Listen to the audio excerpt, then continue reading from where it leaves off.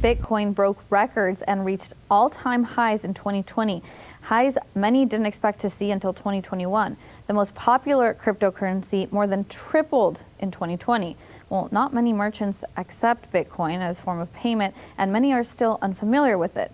Now, despite having no central point of support or a guarantor, more and more institutional investors are reacting and are looking to get into the cryptocurrency. Boomba's co-host Christy I explained why Bitcoin is not just another Silicon Valley fad.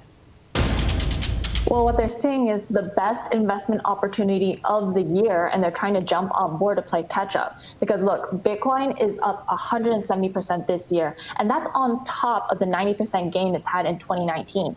Ethereum has risen by 300% over the last 12 months. So what other asset performed this well? There's really no comparison at all right now. So these traditional institutional investors are trying to play a very hard game of catch up after sitting on the sidelines for so long, thinking that, oh, cryptocurrency is just another fad that will never last or never scale.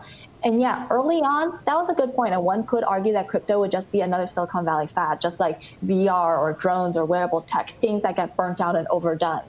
But no, they've been proven dead wrong, because no fad has ever lasted for 12 years, gained international attention, and strike fears with the reigning governments over the potential to replace fiat. So as you said, MicroStrategy, they are doubling down on its conviction in Bitcoin, announcing Friday that they raised $650 million worth of convertible bonds in order to finance more Bitcoin purchases. And this was after it announced earlier this year that it would convert most of its balance sheet to Bitcoin.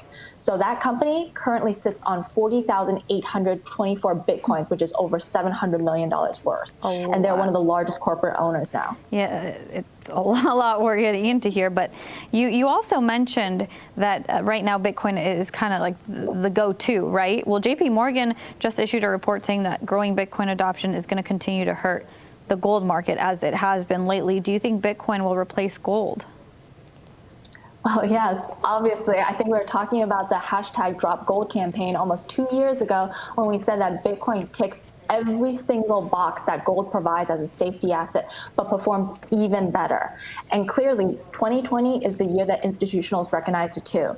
And you see it clearly with the market, with the declining inflows of funds allocated to gold exchange funds since October, as they flowed into Bitcoin has almost swelled simultaneously.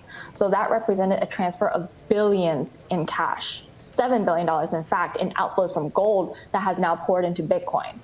So clearly not something that Peter Schiff would like to hear, but we call Bitcoin digital gold for a reason.